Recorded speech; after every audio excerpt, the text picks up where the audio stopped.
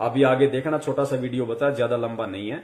उस भविष्यवाणी में क्या बताया गया है जय गुरुदेव के द्वारा कि उस समय क्या होगा, कैसे तांडव मचेगा। आदमी सोचेगा कोई आदमी दिख जाए तो उसको काट के खा जाऊं, अन्न का दाना नहीं बचेगा, अन्न का दाना। और उस विकट परिस्थिति में गुरुजी कैसे आप और हमारी रक्षा करेंगे वो भी आप देखना, किस विधि से करेंगे। हमें भूखा नहीं मरने देंगे परमात्मा, किस विधि से और किनकी करेंगे वो भी आप देखना आगे वीडियो में। तो वो किला एकमात्र परम पूज्य सतगुरु रामपाल जी महाराज जी हैं। और जो व्यक्ति ये वीडियो देख रहे हों और अपना बचाव चाहते हो समय रहते, तो उन फर्जी नामदान केंद्रों पे जाके नाम दीक्षा मत लेना भैया, उल्टे मरोगे, उल्टे फंसोगे। सीधा सा उपाय है, सत्संग सुनो पहले। यूट्यूब पे किसी भगत से मेमोरी कार्ड लेके, जो आपके संपर्क में आ जाए, कोई पुस्तक पढ़ के संत रामपाल जी महाराज जी के पहले सत्संग सुनो। अगर उनके आने तक आप सत्संग भी सुनते रहोगे और सत्संगों के माध्यम से वो जो नियम बताते हैं, जो बुराइयां छोड़ने के लिए कहते हैं, उनको आप छोड़ दोगे, आपका बाल विवाह का नहीं होगा, बाल विवाह का।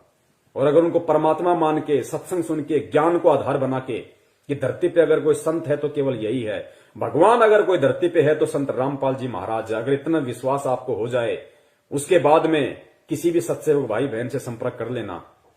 उसके बाद में अपने घर में परमात्मा की 3 समय की आरती करो, घर में देसी घी का खड़ी बत्ती वाला दीपक जलाओ, परमेश्वर को दंडवत करो, सत्संग सुनो, परमात्मा का शब्द सुनो। बाल बाका नहीं होने देगा परमात्मा, बाल बाका नहीं होने देगा, और कोई तरीका नहीं है। प्रकार की चीजें आगे युग में होने वाली है। जो लोग भगवान के साथ जुड़े होंगे, अच्छाई के साथ धर्म के रास्ते पर चल रहे होंगे, सिर्फ वही बचे। अब देखिए लास्ट पार्ट है, उसके बाद में हम परमपिता परमेश्वर जी की दया से थोड़ा आराम करेंगे फिर। तो ये लास्ट है कि वो विनाश का समय होगा, कैसा होगा, कैसा उसमें तांडव मचेगा, किस प्रकार से लोग त्राही त्राहीमान हो जाएंगे, कैसी कैसी विकट परिस्थितियां पैदा होंगी। आप देखना आप इन चीजों को।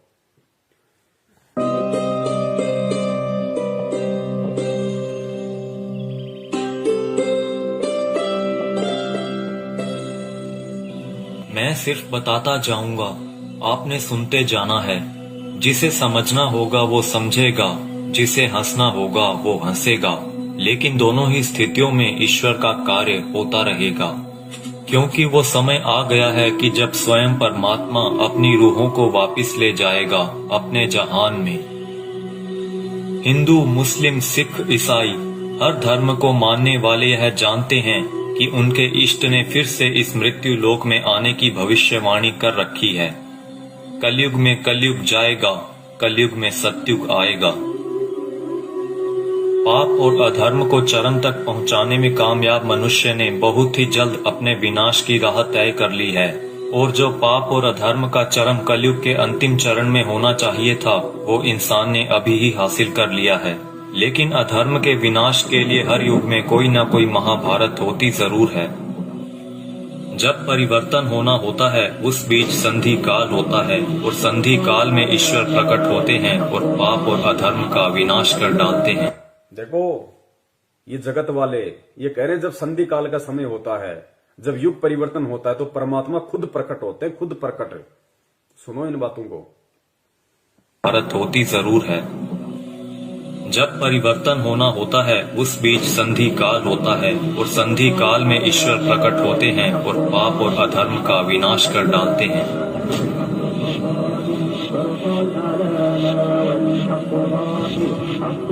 यह वीडियो वो लोग जरूर देखें जिनका परमात्मा में पूर्ण विश्वास है। इस वीडियो में दी गई जानकारी को ध्यान लगाकर समझिए। ये जानकारी कोई मनगढ़ंत या काल्पनिक बातें बिल्कुल नहीं है। ओडिशा में 400 साल पहले अच्युतानंद जी द्वारा भविष्य मालिका की रचना की गई थी। अच्युतानंद जी को भगवान श्री कृष्ण के परम सखा सुदामा का पुनर्अवतार माना गया है, जिसमें उन्होंने कलयुग के खत्म होने की भविष्यवाणी की है, जो कि गणनानुसार आने वाले कुछ वर्षों में हो सकता है।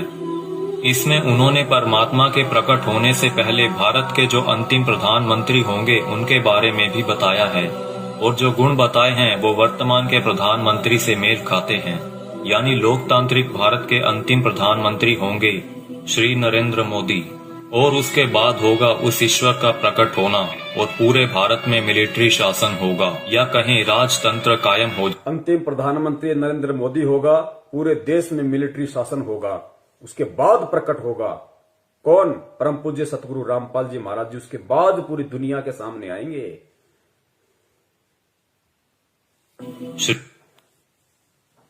इसमें उन्होंने परमात्मा के प्रकट होने से पहले भारत के जो अंतिम प्रधानमंत्री होंगे उनके बारे में भी बताया है, और जो गुण बताए हैं वो वर्तमान के प्रधानमंत्री से मेल खाते हैं। यानी लोकतांत्रिक भारत के अंतिम प्रधानमंत्री होंगे श्री नरेंद्र मोदी, और उसके बाद होगा उस ईश्वर का प्रकट होना और पूरे भारत में मिलिट्री शासन होगा, या कहें राजतंत्र कायम हो जाएगा और पूरे विश्व में सनातन धर्म की पुनर्स्थापना होगी।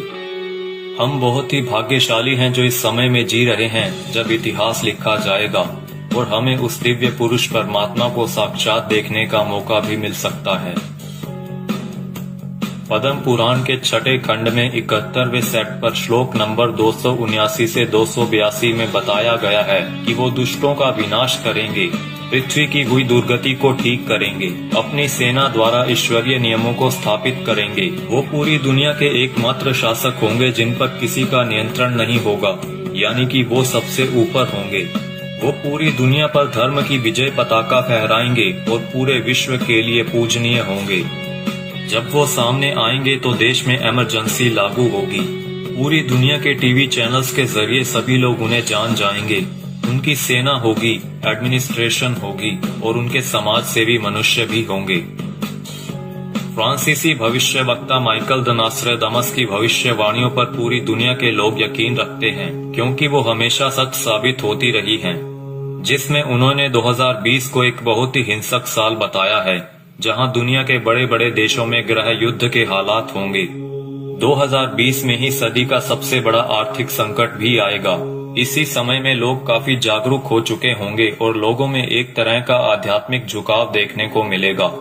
नास्ट्राडामस की ये सभी भविष्यवाणियां सेंचुरी नामक पुस्तक में दर्ज हैं। उनकी भविष्यवाणियों में कुछ भविष्यवाणियां ये भी हैं। जल्द ही दुनिया का तारनहार जन्म लेगा। वो एक ऐसे देश में जन्म लेगा जिसका नाम किसी समुद्र के नाम से जुड़ा होगा। आप जानते ही हैं कि पूरे विश्व में प्राचीन समय से ही भारत ही एक ऐसा देश है जिसका नाम एक समुद्र के नाम से जुड़ा है, हिंद महासागर। आगे नास्ट्राडामस लिखते हैं, मैं उसे जब जब देखता हूँ मेरा सर सजदे में झुक जाता है। वो दुनिया को ऐसा ज्ञान बताएगा जो आज तक किसी ने नहीं दिया होगा। स्वयं को ज्ञानी विद्वान कहलाने वाले सभी उसके समक्ष नतमस्तक होंगे। वो सभी आत्माओं को वापिस अपने देश ले जाएगा।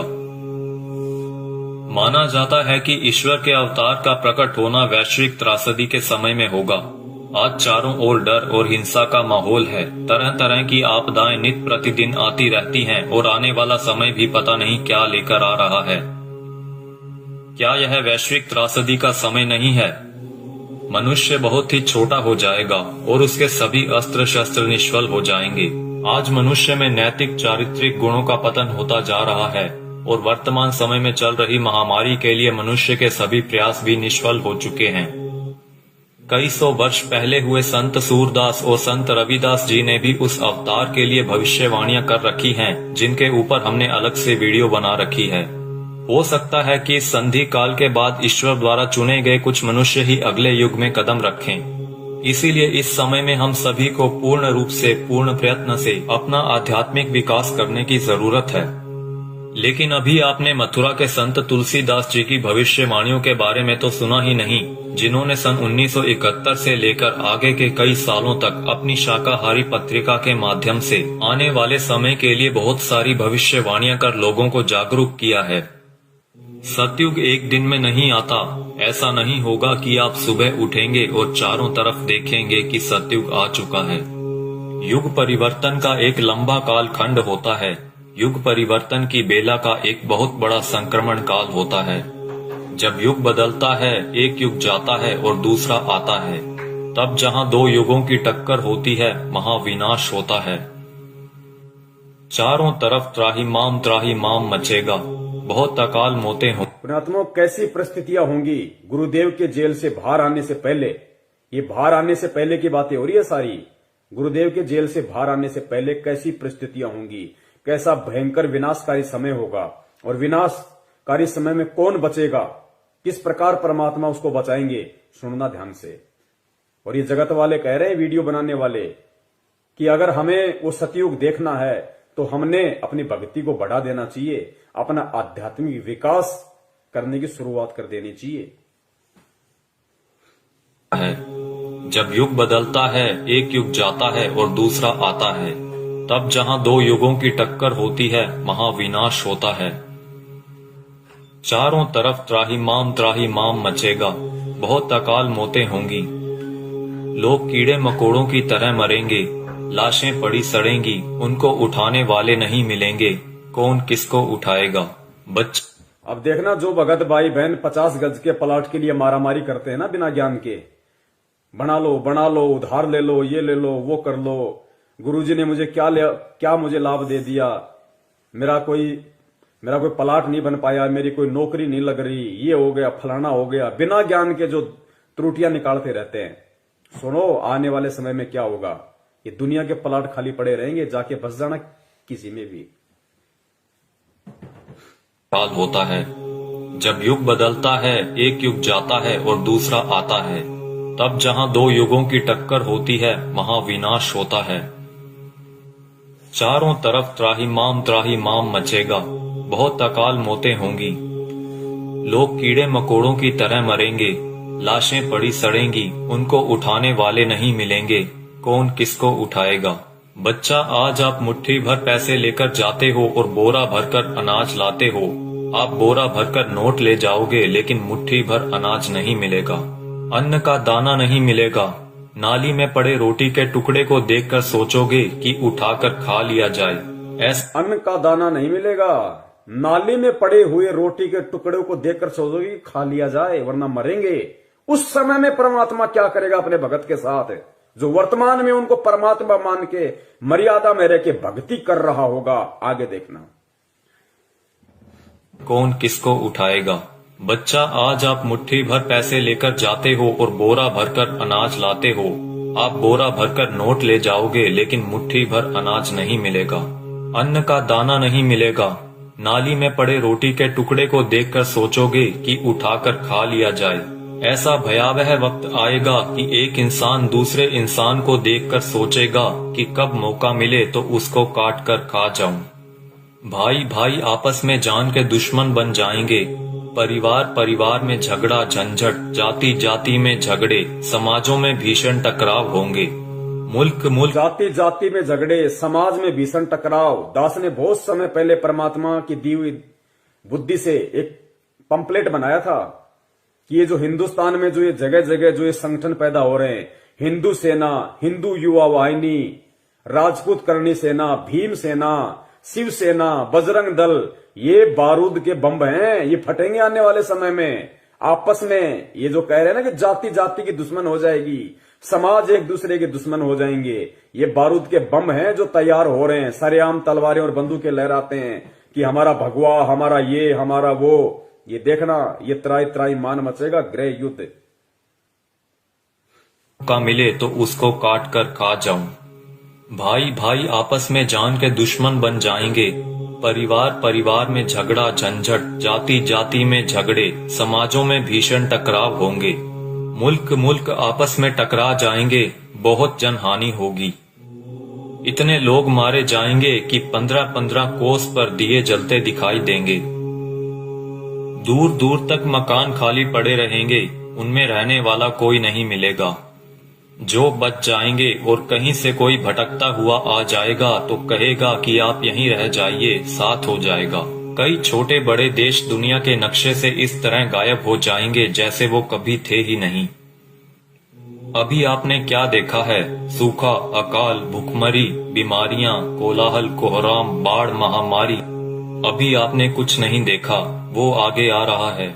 उसके एक वार से 200-200 गांव खत्म हो जाएंगे, बड़े बड़े शहरों का नामो निशान तक मिट जाएगा। ऐसी बीमारियां आएंगे कि डॉक्टर जिनका नाम तक नहीं जानते, वो कहेंगे हमने ऐसा पहले कभी नहीं देखा। ऐसी भयावह बीमारियां होंगी कि डॉक्टर अस्पताल से भाग खड़े होंगे, कहेंगे हमारे पास इसका कोई इलाज नहीं है। आप समझते हो सतयुग ऐसे ही चुपचाप चला आएगा? भयावह विनाश लीला के बाद जो मुट्ठी भर लोग बचे रहेंगे वो सतयुग का नया सूरज उगता हुआ देखेंगे। भयंकर विनाश के बाद में जो मुट्ठी भर लोग बचेंगे वो सतयुग का नया युग देखेंगे। वो पुण्यात्माएं होंगी जो भक्ति करेंगी, जो गुरु जी के चरणों में लगी रहेंगी, जो किसी भी पाखंडी नकली गुरु धर्म गुरु के कहने पे उनकी वाणियों का उल्टा सीधा अर्थ बता बता के पाखंडी, जैसे वो मदन पंथ में कौन है वो नालायक, ऐसे लोगों के कहने से, उनके बहकाव में आने से जो अपने गुरु के प्रति अपनी श्रद्धा को खत्म कर देंगे, विश्वास को खत्म कर देंगे, शक और शंका की दृष्टि से अपने गुरु को देखने लगेंगे, भक्ति और ज्ञान को देखने लगेंगे, वो आने वाले सतयुग का स्वागत नहीं करेंगे, वो नहीं बचेंगे उस समय तक। का नाम तक नहीं जानते, वो कहेंगे हमने ऐसा पहले कभी नहीं देखा। ऐसी भयावह बीमारियां होंगी कि डॉक्टर अस्पताल से भाग खड़े होंगे, कहेंगे हमारे पास इसका कोई इलाज नहीं है। आप समझते हो सतयुग ऐसे ही चुपचाप चला आएगा? भयावह विनाश लीला के बाद जो मुट्ठी भर लोग बचे रहेंगे वो सतयुग का नया सूरज उगता हुआ देखेंगे और सतयुग की अगवानी के साक्षी बनेंगे। मुझे जो करना था मैंने अपना काम कर दिया है, अब कुदरत अपना काम करेगी। आने वाले समय में यूएनओ भारत में चलेगी, सुरक्षा परिषद भारत में आएगी, विश्व का न्याय भारत में होगा, देश और दुनिया का तख्ता पलट होगा, छोटे छोटे राष्ट्रों का भारत में विलय होगा, देश में प्राकृतिक और दैवीय प्रकोपों से भारी जनहानि होगी, 20 करोड़ लोग एक झटके में लापता हो जाएंगे, आबादी बहुत ही कम रह जाएगी। भारत की बहुत कम आबादी होने पर भी भरपेट खाना नहीं मिलेगा, इतने कष्ट आएंगे कि लोगों की कचूमर निकल। भारत की बहुत कम आबादी बचेगी, कहते हैं उसके बाद भी भरपेट खाने के लिए भोजन नहीं बचेगा लोगों के पास में, ही कम रह जाएगी। भारत की बहुत कम आबादी होने पर भी भरपेट खाना नहीं मिलेगा, इतने कष्ट आएंगे कि लोगों की कचूमर निकल जाएगी। चारों तरफ विश्व युद्ध होगा, कीटाणु बमों का प्रयोग किया जाएगा, एक सफेद पोशाकधारी ही युग परिवर्तन का कारण बने। बंदी छोड़ सतगुरु रामपाल जी महाराज की जय हो। एक सफेद पोशाकधारी, क्योंकि ये जितने भी भविष्य वक्ता हैं विदेशी, ये जो परमेश्वर को देख रहे हैं, उस अवतार को देख रहे हैं, ये गुरु जी के वर्तमान रूप को देख रहे हैं। एक सफेद पोशाकधारी जिसका गौर वर्ण होगा, चरम विहीन पादुकाएं होंगी, मस्तक पे अर्धचंद्र का निशान होगा, ये सतगुरु रामपाल जी महाराज जी के वर्तमान रूप को देख रहे हैं। अपनी भविष्यवाणियों में उन्होंने वर्तमान समय को उन्होंने देखा था। एक सफेद पोशाकधारी ही युग परिवर्तन का कारण बनेगा। मिलेगा। रूपानंद कह रही है कि वो उत्तराखंड में है, साधु संत है, यहां तो लाल कपड़े वाले हैं सारे, गले में मोटी मोटी रुद्राक्ष की मालाएं पहने बैठे हैं, कोई मुंडित है, कोई चंडित है, कोई जटाधारी है, कोई लंगोटाधारी है। सफेद पोशाकधारी तो केवल परम पूज्य सतगुरु रामपाल जी महाराज है। आबादी बहुत ही कम रह जाएगी। भारत की बहुत कम आबादी होने पर भी भरपेट खाना नहीं मिलेगा, इतने कष्ट आएंगे कि लोगों की कचूमर निकल जाएगी। चारों तरफ विश्व युद्ध होगा, कीटाणु बमों का प्रयोग किया जाएगा, एक सफेद पोशाकधारी ही युग परिवर्तन का कारण बनेगा। आप शीघ्र अतिशीघ्र उस आध्यात्मिक शक्ति के साथ जुड़ जाएं तो आपका बचाव होगा।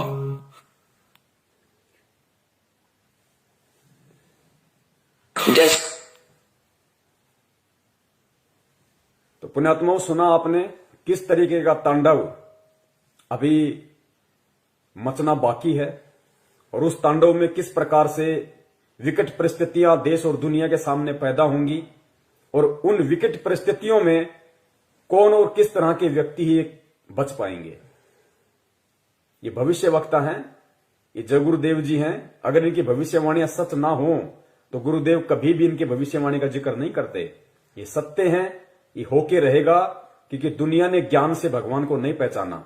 अब दुनिया को ठोकर लगेंगी तो दुनिया भगवान को पहचानेगी। भारत की बहुत कम आबादी रह जाएगी, उसके बाद भी भरपेट भोजन नहीं मिलेगा। दाने दाने को लोग तरस जाएंगे, दाने दाने को। और नाली में, गंदी नाली में अगर कोई रोटी का टुकड़ा किसी को दिख जाएगा तो सोचेगा खा ले उठा के। ऐसी विकट परिस्थितियां पैदा होना बाकी हैं और हम कर रहे हैं राजनीति। कभी बीजेपी को वोट, कभी कांग्रेस को वोट, कभी आरक्षणबाजी, कभी जाटों के आरक्षण में जाओ, माता बहनों को लेके जाओ, गुंडों की सीबीआई जांच कराओ। मस्ती सूझ रही है, मौज हो रही है। अभी देखना आगे चल के क्या बनेगा। भले तुम भगत हो, भगत वो है जो मर्यादाओं में रहता है, परमेश्वर को परमेश्वर मानता है। तो वो जो विनाशकारी जो समय जो बताया है भविष्य वक्ताओं ने कि दाने दाने को लोग तरस जाएंगे, ना कोई काम होगा, ना कोई धंधा होगा, ना कोई खेती होगी, कुछ नहीं होगा। उस समय जो लोग बचे होंगे वो भी भुखमरी के शिकार होंगे, दाने दाने को तरसेंगे।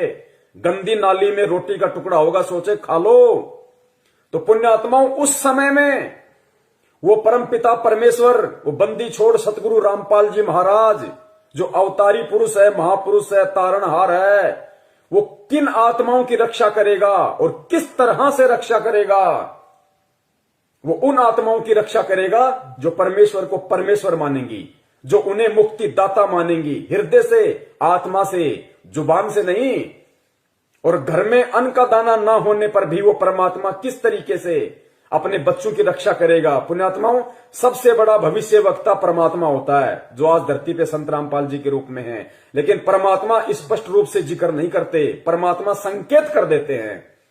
तो आने वाले जो समय है भयंकर, आप और हमारे रहते सहते जो समय आएगा, उस समय के लिए परमात्मा ने कई बार सत्संगों में संकेत किया है और इशारा कर दिया परमात्मा ने कि पुण्यात्माओं, किस प्रकार भगवान तुम्हारे साथ में रहेगा, चिंता मत करना, घबराना मत, मैं सदा तुम्हारे पास में रहूंगा। किस प्रकार दया करेगा परमात्मा, इस वीडियो को सुनिए पुण्यात्माओं और परमेश्वर के चरणों में नतमस्तक हो जाओ।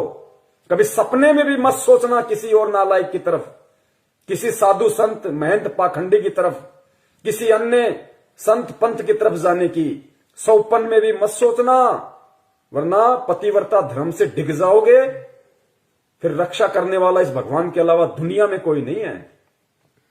उस विनाश के समय में, उस संघर्ष के समय में परमात्मा उसी आत्मा के साथ रहेगा जो वर्तमान के संघर्ष में परमात्मा के चरणों में पड़ा रहेगा। काल हमें जो तोड़ने की कोशिश कर रहा है, जीव आत्माओं को डिगाने की कोशिश कर रहा है हर तरीके से, सतलोक आश्रम मैनेजमेंट हरियाणा के द्वारा नित नए पीले पीले पर्चे निकाल के ज्ञान विरुद्ध आदेश दे दे के हराम की कमाई, राजनीतियां करवा के, आरक्षणबाजी करवा के, ये काल की चाल है।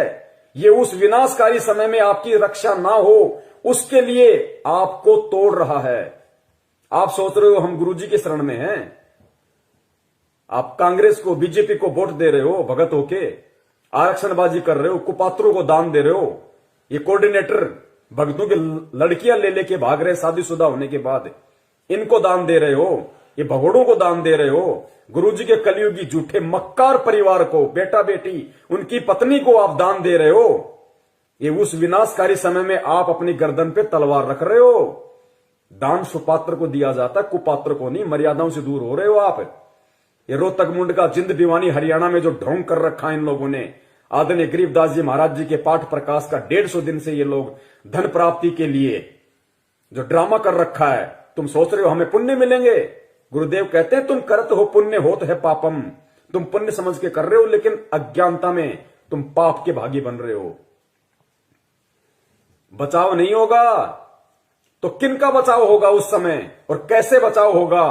बचाव उनका जो मर्यादाओं में रह के परमेश्वर को परमेश्वर मान के भक्ति करेंगे, जो उनका जन्मदिन नहीं मनाएंगे, उनका बौद्ध दिवस नहीं मनाएंगे, उनके नाम पे किसी भी राजनीतिक दल के चमचे बन के नहीं रह जाएंगे। उनकी परमात्मा रक्षा करेगा जो वर्तमान के संघर्ष के समय को झेल लेगा। काल एक तरफ मैनेजमेंट के माध्यम से संगत को तोड़ने की पूरी कोशिश कर रहा है, दूसरी तरफ नकली संतों को, पाखंडियों को खड़ा कर रहा है गुरुदेव के वचनों में, वाणियों में मीन में कर करके, और गुरुदेव से आत्माओं का विश्वास तोड़ने की कोशिश कर रहे हैं। परमेश्वर कहते हैं बीजक की बाता कहें बीजक नाही हाथ, पृथ्वी डुबोवन उतरिए कर कर मीठी बात।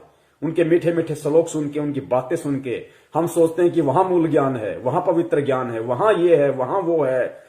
महीने 2 महीने जाते हो, फिर गधे की तरह मुंह लटका के वापस आते हो। भगवान से दूर हो गए ना इधर के ना उधर के, धोबी के कुत्ते वाली हालत हो जाती है तुम्हारी। काल ऐसा करके छोड़ देता है। तो इस वर्तमान के संघर्ष के समय में जो संघर्षशील रहेगा, जो न टूटेगा, न डिगेगा, न झुकेगा, न मुड़ेगा, भगवान को सिर सौंप दिया तो सौंप दिया, उस आत्मा की परमात्मा फिर उस संघर्ष के समय रक्षा करेगा, जो आज उस परमात्मा के लिए संघर्ष कर रहा होगा। और किस प्रकार परमात्मा रक्षा करेगा? भक्तिहीन प्राणी और जो भगत आज मर्यादाओं में नहीं है, जो परमेश्वर को परमेश्वर नहीं मान रहे, उनकी स्थिति होगी उस समय कि गंदी नाली में अगर रोटी का टुकड़ा भी मिल जाए तो खाने को मजबूर होंगे। और जो भगत होंगे, जो सत्सेवक होंगे, सच्चे सेवक होंगे परमात्मा के, उनकी परमात्मा कैसे रक्षा करेगा? सुनो गुरुदेव के मुख कमल से। जैसे दास बार बार आपको कथा सुनाता है कि जिस समय परमात्मा के नाम से झूठी चिट्ठी लिख दी थी कबीर जी के नाम से, और 18 लाख प्राणी साधु संत आगे थे। वो साधु संत कौन थे? घर छोड़कर जंगलों में अपने गुरुओं के पास भक्ति के लिए, भगवान के लिए भटक रहे थे। वो उनकी विशेष प्यारी आत्मा थी।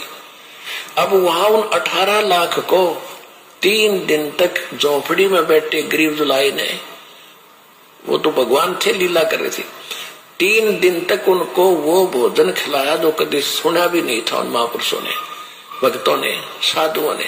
और सोना की मोहर दी और दोहर दी और छक्के हलवा पूरी कचौड़ी जलेबी छक खावा, छा बखावा, दिन में भूखे मरे थे, मेरे बुगड़े खानिए थे होते। तो उनके लिए जब ये लीला कर दी, पृथ्वी का को माल भी नहीं था, सतलोक से ला दिया जाता है। पृथ्वी का माल नहीं था, काशी का भंडारा किया परमेश्वर ने, 18 लाख को खिलाया दिन में 4-4 बार। इस पृथ्वी लोक का नहीं था, वो सतलोक से लाए थे परमात्मा। और फिर आगे देखना पुण्यात्माओं, किस प्रकार उस विनाश के समय में जब ऐसी संकट पैदा होगा, ऐसी विकट परिस्थितियां पैदा हो जाएंगी, क्योंकि गुरुदेव तो परमेश्वर है, अंतर्यामी है, उनको तो पता है उस विनाश के समय का। उस समय का थोड़ा सा जिक्र परमेश्वर ने किस प्रकार किया कि बच्चों, तुम्हारे घर में अगर 2 दाने भी होंगे तो परमात्मा क्या करेगा, फिर देखना। उसको कहते हैं भक्ति का प्रतिफल। मेरे बुगड़े खानिए थे होता है। तो उनके लिए जब ये लीला कर दी, पृथ्वी का को माल भी नहीं था, सतलोक से ला दिया जाता है। तो आने वाले समय में जैसे जनसंख्या बढ़ रही है, 100 वर्ष के बाद क्या खाएंगे ये, अगर ये माहौल नहीं बदलाते? फिर भगवान व्यवस्था करेगा। आपके घर में 2 दाने होंगे, तड़के भरा पाओगा मटका, पिप्पा भरा पाओ। आपके घर में 2 दाने होंगे ना, 2 दाने, तो परमात्मा कहते हैं भक्तिहीन प्राणियों की तरह मैं तुम्हें गंदी नाली में पड़ा हुआ रोटी का टुकड़ा नहीं खाने दूंगा। बच्चों, तुम्हारे घर में अगर 2 अन्न के दाने भी होंगे रात को, तो सुबह तुम्हारे उठने से पहले परमात्मा उस मटके को अनाज से भर देगा। ऐसी रक्षा करेगा परमेश्वर अपनी आत्माओं की। इसलिए हमारे को विश्वास होना चाहिए दृढ़, अटल, कि धरती पे अगर भगवान है तो संत रामपाल जी महाराज है, उनके अलावा कोई पुरुष नहीं है। बंदी छोड़ सतगुरु रामपाल जी महाराज की जय। पीका को माल भी नहीं था, सतलोक से ला दिया जाता है। तो आने वाले समय में जैसे जनसंख्या बढ़ रही है, 100 वर्ष के बाद क्या खाएंगे ये, अगर ये माहौल नहीं बदलाते? फिर भगवान व्यवस्था करेगा। आपके घर में फिर भगवान व्यवस्था करेगा। आज हम जो काम धंधा कर रहे हैं, 2 के 4 कर रहे हैं, हम जो अपना दिमाग चला रहे हैं कि हम कर रहे हैं तो खा रहे हैं, ये सब फेल हो जाएंगे। आज भी परमात्मा दे रहा है, आज भी परमात्मा ही करवा रहा है। कैसे करेगा परमात्मा, देखना। माहौल नहीं बदलाते, फिर भगवान व्यवस्था करेगा। आपके घर में 2 दाने होंगे, तड़के भरा पाओगा मटका, पिप्पा भरा पाओगा आटे का, इस तरह कर देगा दाता आपके लिए। लेकिन साध वचन पलटे नहीं, चाहे पलट जाए ब्रह्मांड। अगर परमेश्वर ने ये वाणी कही है कि आपके घर में 2 दाने होंगे, सुबह मटका भरा हुआ मिलेगा, तो वो विकट समय आएगा, वो 2 दाने वाला समय आएगा भाई। तभी परमेश्वर ने इस वाणी का जिक्र किया, ये बात कही है परमात्मा ने कि आपके घर में 2 दाने होंगे। नहीं तो भगत, आज हम अपना काम धंधा कर रहे हैं, अपना कमाई रहे ना, लेकिन एक समय ऐसा आएगा ना काम होगा, ना धंधा होगा, ना कोई घर से बाहर निकलेगा, डरेंगे, सहमे हुए होंगे, डरे हुए होंगे। उस समय परमात्मा कहते हैं कि जो भक्तिहीन प्राणी भूख के मारे क्या करेंगे, कब तक घरों में बैठे रहेंगे, ना ये ब्रह्मा रक्षा करेगा, ना विष्णु करेगा, ना दुर्गा करेगी, ना काल, ना महाकाल, ना देवी देवता, ना भैरू, ना भूत, ना यार, ना रिश्तेदार, ना मां, ना बाप। आज हम जिनके लिए भगवान से दूर हो रहे हैं कि मेरी मां रुष्ट हो जाएगी, मेरा बाप मुझे लड़ेगा, मेरी पत्नी मुझे छोड़ के चली जाएगी, उस समय कोई नहीं आएगा, वो परमेश्वर आएगा उस समय रक्षा करने के लिए। किनकी? जो भक्ति करेंगे, जो भक्ति करने की इच्छा से होंगे। रही है 100 वर्ष के बाद क्या खाएंगे ये, अगर ये माहौल नहीं बदलाते फिर भगवान व्यवस्था करेगा। आपके घर में 2 दाने होंगे, तड़के भरा पाओगा मटका, पिप्पा भरा पाओगा आटे का, इस तरह कर देगा दाता आपके लिए। लेकिन भक्ति करवाने के लिए छोड़ सतगुरु रामपाल जी महाराज की जय हो। ये उनकी करेगा जो भक्ति करेंगे, और जो बकवाद ये उनकी करेगा जो भक्ति करेंगे, और जो बकवाद करेगा वो अपना करते रहेंगे, वो गंदी नाले के टुकड़े खाते रहेंगे भगत होके भी। पिप्पा भरा पाओगा आटे का, इस तरह कर देगा दाता आपके लिए। लेकिन भक्ति करवाने के लिए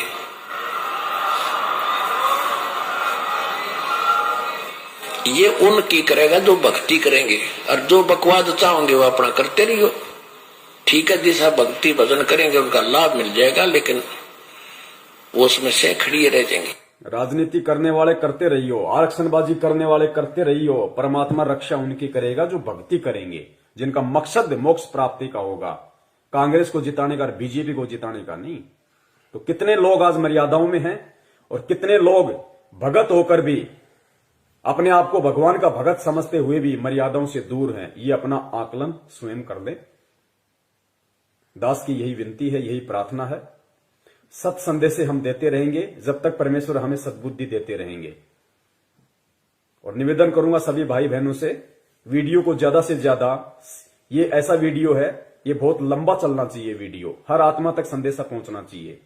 अभी दास इसको फेसबुक पे जाके और दोनों पार्ट को एक कर देगा ऊपर नीचे। उसके बाद में पुण्यात्माओं जितना हो सके वीडियो को शेयर करें, ताकि जिस प्रकार परमेश्वर ने आप और हमारे ऊपर दया करी है, उसी प्रकार परमात्मा हमारे अन्य भगत भाई बहनों पे भी दया करें, उनको भी परमेश्वर सद्बुद्धि दे, उनको भी समझ में आए, वो भी परमेश्वर को परमेश्वर माने। ठीक है, जो गलती उन्होंने परमात्मा का जन्मदिन मना के, बोध दिवस मना के कर दी है, अगली बार उनसे वो गलती ना हो, अगली बार उनसे वो गलतियां ना हो, वो भी आप और हमारी श्रेणी में आ जाएं, वो भी सत्सेवकों की श्रेणी में आए। तो हमें प्यार से, प्रेम से, बहुत ही आधीनी से परमपिता परमेश्वर जी के चरणों में बैठ के उनकी प्रेरणा से हमें ये सेवाएं करनी है, साथ में अपनी भक्ति भी करनी है, ताकि परमेश्वर भक्ति से ही प्रसन्न होंगे। सेवाओं का पुण्य अलग है। तो पुण्यात्माओं परमेश्वर दया करें, हम यही उनसे विनती करेंगे बारंबार उनके चरणों में दंडवत करते हुए कि परमात्मा साध संगति के लिए आप हम सत्सेवकों को लाइव शंका समाधान प्रोग्राम से जोड़े रखिए। आप इसी प्रकार हमारे सभी भाई बहनों का, हम एक दूसरे का इसी प्रकार भक्ति में विश्वास बनाए रखिए। हमारे अंदर वो दृढ़ता, वो विश्वास आप जी पैदा कीजिए, ताकि परमात्मा सपने में भी हम अपने पतिव्रता धर्म से दूर ना हो सकें। हम आपके चरण कमलों से परमात्मा सुई के नोक जितने भी दूर ना हो। और परमेश्वर यदि हमारा ऐसा कोई दुर्भाग्य, हमारा ऐसा कोई कुसंस्कार यदि हमारी ही किसी मूर्खता और गलती के कारण आना भी हो, तो परमात्मा उसी समय हमारी जीवन लीला समाप्त कर देना, और अगला जन्म परमात्मा उस समय देना जब आप हमारा मोक्ष कर सको, हमें सतलोक पहुंचा सको। बंदी छोड़ सतगुरु रामपाल जी महाराज की जय हो। सत साहेब।